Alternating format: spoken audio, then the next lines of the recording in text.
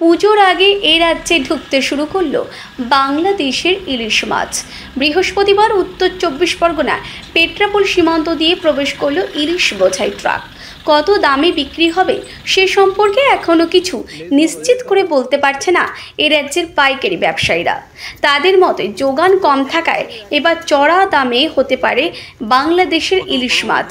West Bengal fish importers অ্যাসোসিয়েশনের সম্পাদক সৈয়দ আনোয়ার মাকসুদ বলেন, এবছর গতবারের থেকেও কম ইলিশ আমদানির অনুমতি দিয়েছে বাংলাদেশ সরকার, কিন্তু যা খবর পাচ্ছি তাতে সেই পরিমাণ মাছও এবছর পাওয়া যাবে কিনা সন্দেহ, কারণ বাংলাদেশের নদীতেও সেভাবে মাছ ধরা পড়ছে না।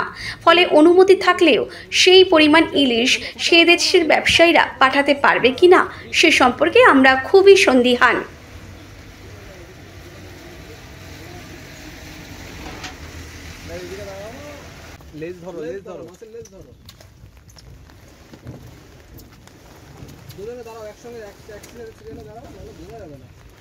কত কত ওয়েট হবে কিরকম?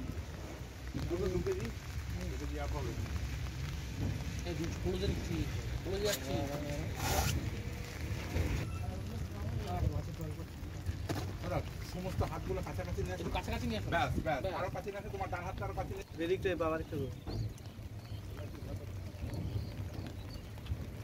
এইভাবে থাকো তো, লং এ নেবো, লং এ এই পিছে এই পিছে পিছে ছাতাটা নামা না, কালারিং ছাতাটা সব। হ্যাঁ হ্যাঁ ঠিক তোর হাতটা ঠিক।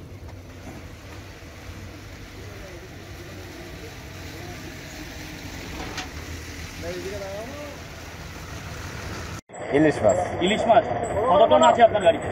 এটা আমি সঠিক বলতে পারবো না। কোথা থেকে নিয়ে আসবে? যশোর থেকে। কোথায় যাবে? ইন্ডিয়ায় ঢুকছি। ইন্ডিয়ায় ঢুকলো এই প্রথমই তো ইলিশ? এই প্রথম। এই প্রথম? হ্যাঁ, এই বছর এই প্রথম। কটা গাড়ি আছে এখনো? পিছনে কয়টা আছে সঠিক বলতে পারবো না, আমি আগে সিরিয়ালে এটাই জানি। আপনার গাড়িতে কতটা আছে? 172 বক্স। 172 বক্স। কত টন? কত টন হবে? কত টন? কয় টন হবে? ওই 20 কেজি করে আপনার রিসিভ করেন। আপনার নাম? আমার নাম শাহিন। শাহিন বাংলাদেশে মোহাম্মদ শাহিনুজ্জামান। হ্যাঁ, ইলিশের দাম কত কিরকম আছে? খাতেই পারি না, দাম কিনতেই পারি না আমরা, দামের কথা হিসেবে বলি। কত কিলো ইলিশ আছে আপনার? কত কিলো ইলিশ আছে? সাইজ কেমন হবে? কত কিলো সাইজ? ও 800 কেজি এরকম। বাংলাদেশে কি এখন ইলিশ মাছের দাম বেশি? বেশি তো অবশ্যই।